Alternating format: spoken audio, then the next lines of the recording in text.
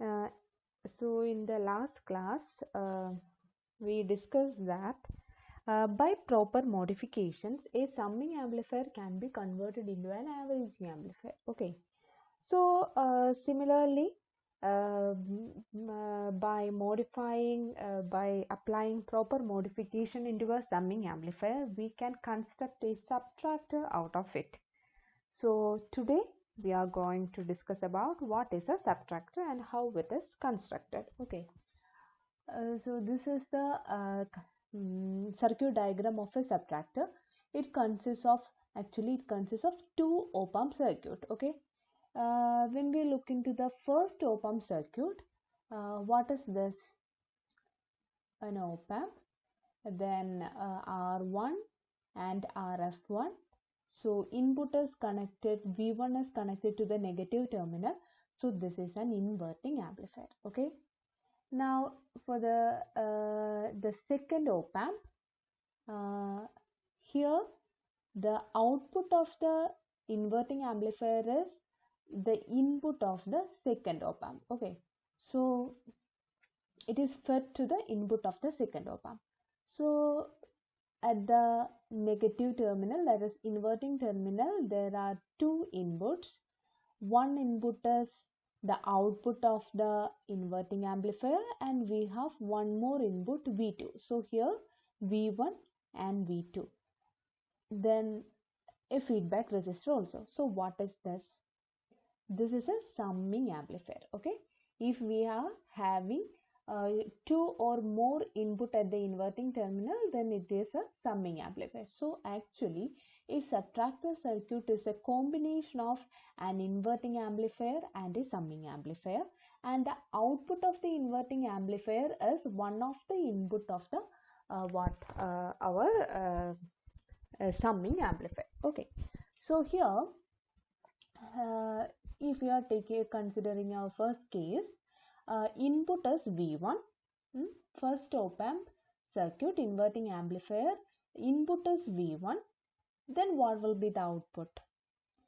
We have the equation VO by VIS minus RF by R1. Okay, because it is an inverting amplifier. The gain is AV, which is VO by VI is equal to minus RF by RI. Here RF and RI are equal, 10 kilo ohm. Then what will be RF by RI? It will be 1. Okay, so we can write it as VO is equal to minus VI. Here instead of VI it is V1, then the output voltage will be minus V1. Okay, that is VO by VIS minus RF by RI. Here RF and R1 are equal, so it will become 1. So VO by VI is equal to minus 1. So VO is equal to minus VI. Here instead of VI it is V1, so the output will be minus V1. Clear? So our input was V1 and the output is minus V1. This minus V1 is connected to a resistor R2, which is connected to the inverting amplifier. Okay, now let's consider the summing amplifier. For the summing amplifier, one input is minus V1 and the other input is V2. Clear? Then what is the equation of a summing amplifier? For a summing amplifier, the output is minus RF by R into V1 plus V2 plus V3. Okay, so in this picture, RF 10 kilo ohm and R1 and R2 is also 10 kilo ohm. So minus RF by R will be 1. Then the output voltage will be minus of V1 plus V2. Okay, that is in general we can write it as VA plus VB. Clear? That is minus of one input is minus V1. So it is minus V1 plus V2. This, if we are multiplying inside, then it will become V1 minus V2. Clear? Okay, so that is the output is the difference between the two inputs V1 and V2. This is called a subtractor. Okay, so here it is an inverting amplifier having unit gain, then the output will be minus V1, and this minus V1 is connected to the summing amplifier along with another input V2, then the output will become V1 minus V2.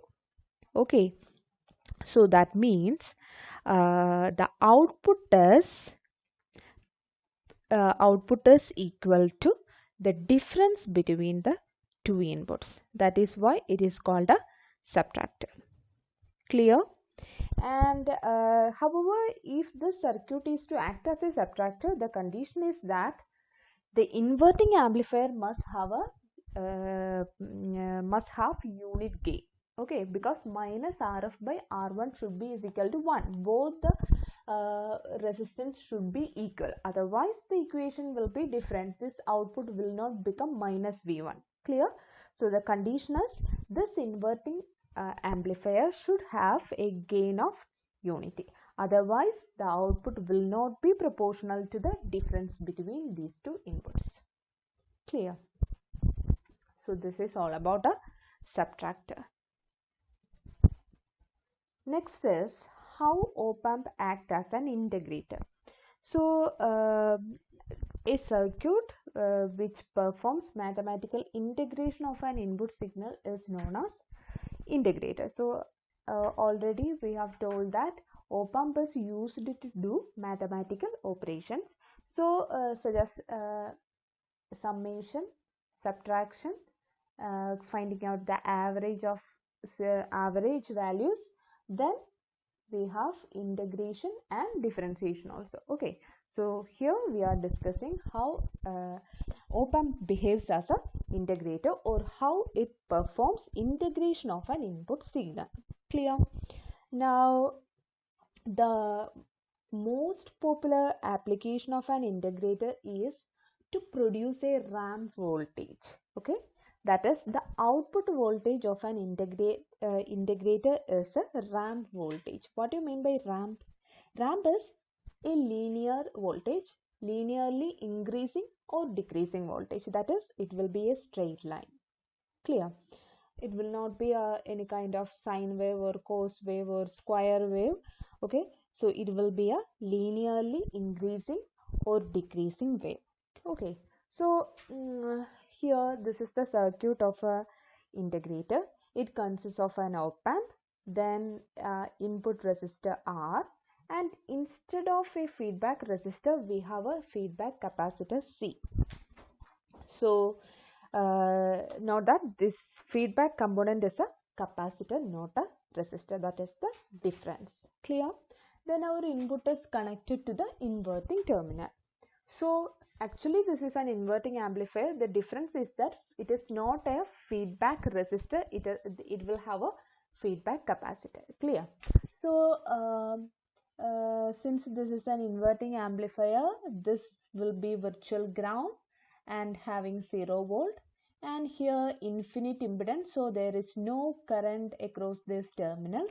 Therefore I will be is equal to, actually this is IF. Since it is a capacitor, I am taking it as IC.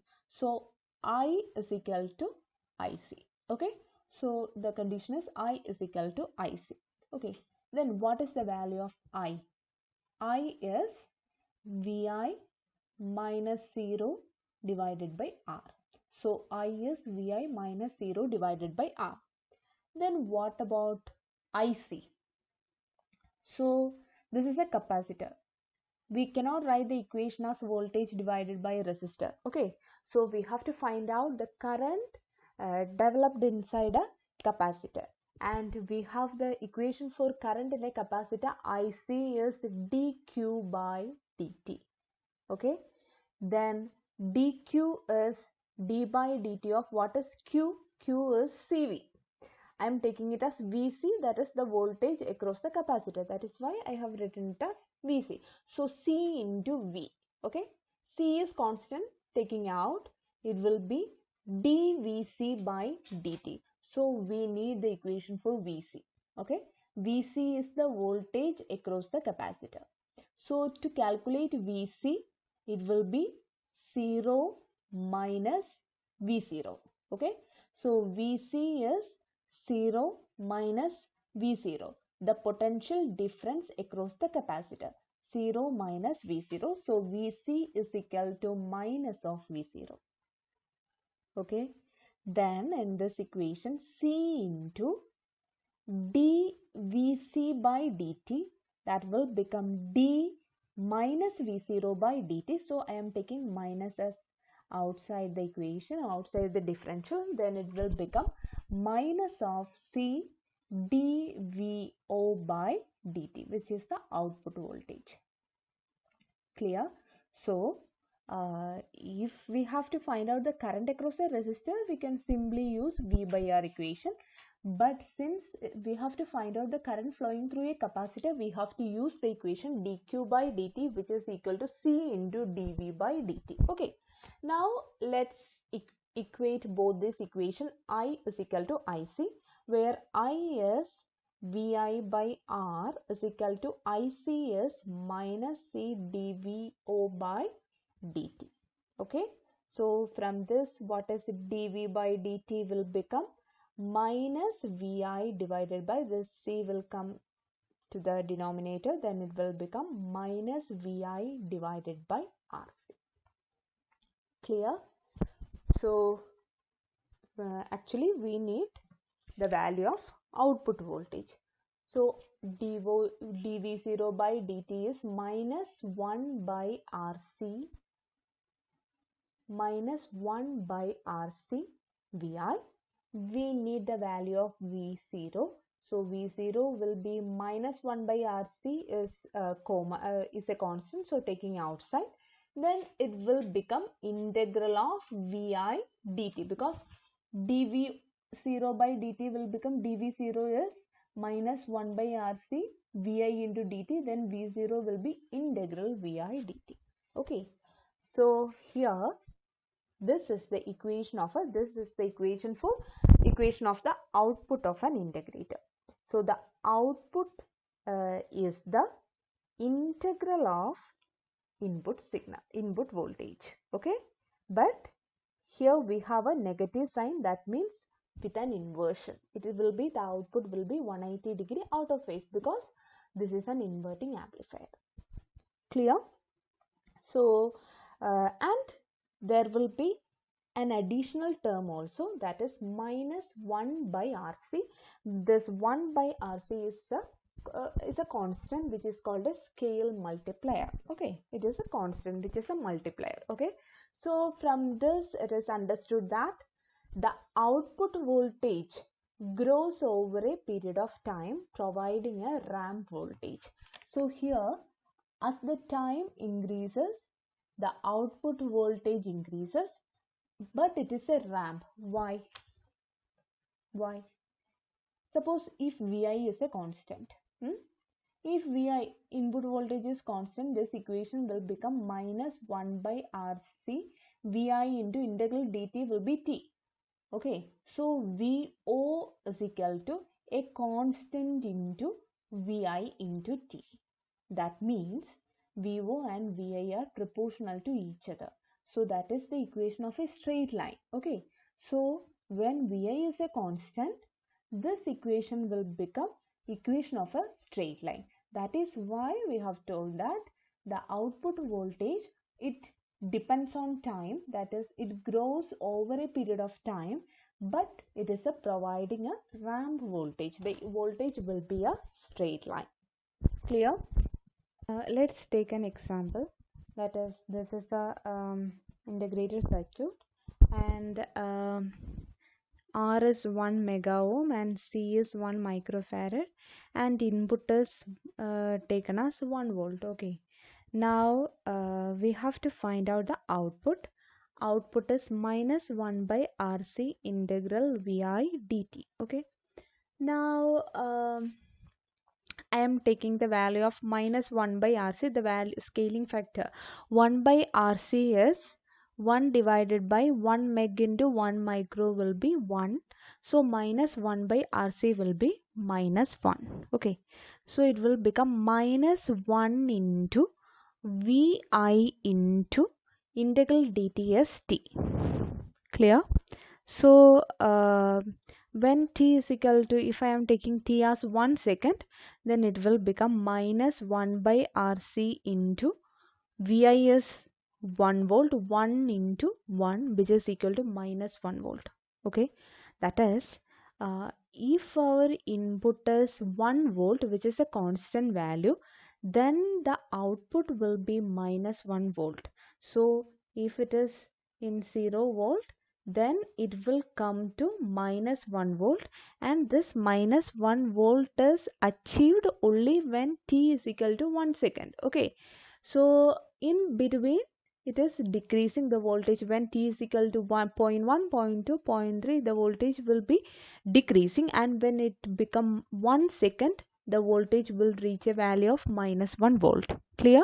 And here V0 is equal to output voltage is equal to minus 1 into t, that is, which is the equation of a straight line. Okay, that is why it behaves as a ramp voltage.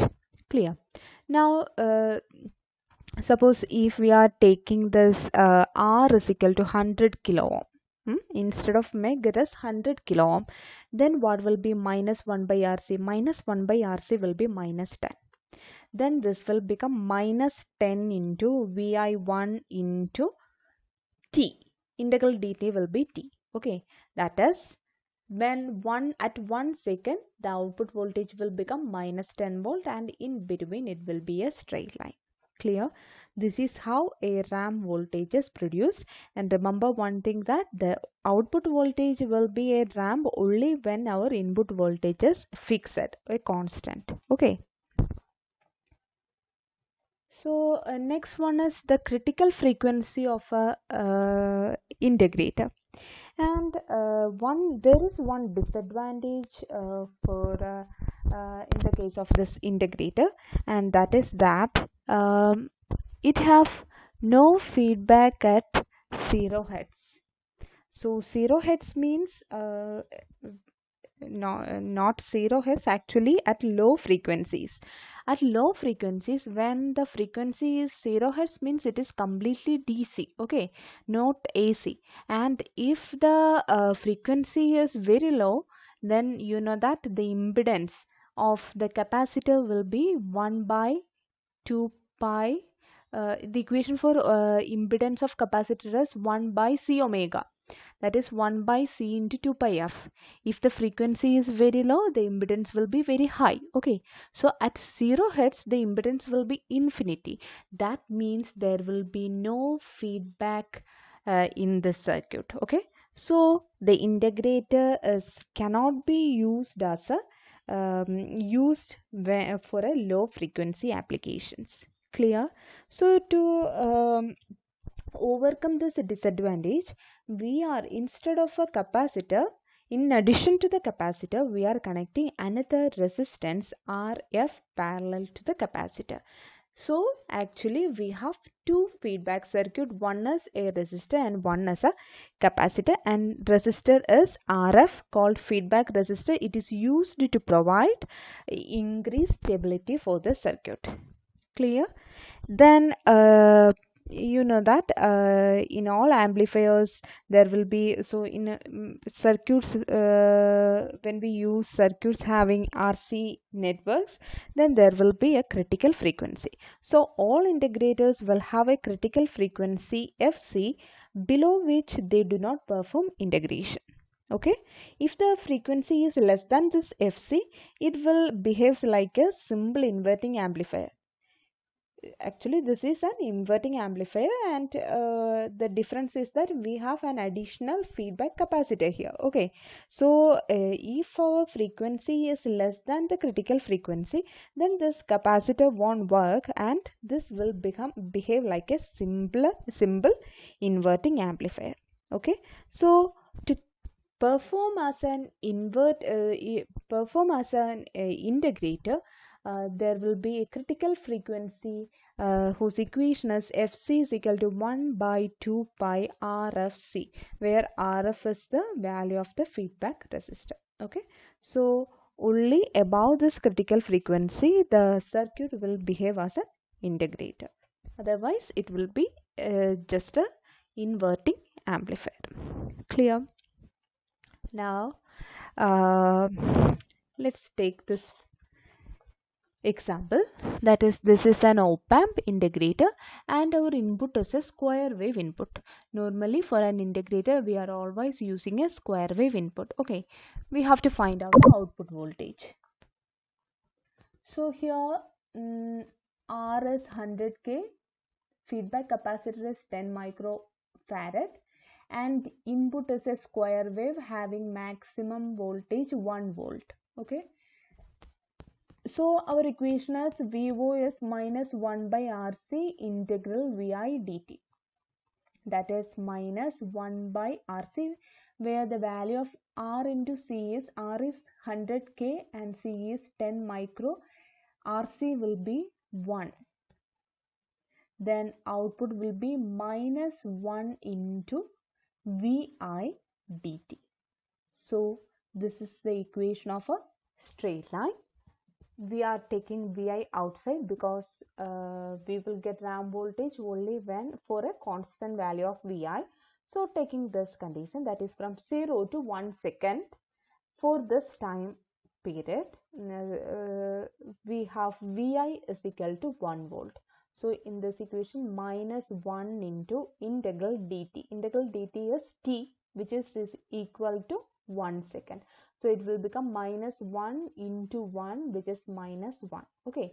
So for a 0 to 1 input square wave, the output will be having a value minus 1, which is equation of a straight line, because the input of an because this VO is equal to minus VI t, that is the equation of a straight line. So the output will be 0 to 1, the output will reach a value of minus 1 volt and it will be a straight line. Okay. Next, for 1 to 2, the input is minus 1 volt. If it is minus 1 volt, it will become minus 1 into 1, which is 1 into time difference is also 1 second. So it will become output as 1. So output is 1 volt. That is, since this is at minus 1 volt, minus 1 plus 1, it will reach here. Okay, so this is 1 volt. Okay, again from 2 to 3, VI is 1, then it will be minus, again it will become plus. So this is a ramp voltage. Clear? So since the input to the integrator is applied to the inverting input, the output will be 180 degree out of phase with the input signal. Okay, so if the input goes positive, output will be negative ramp. If the input is negative, the output will be a positive ramp. That is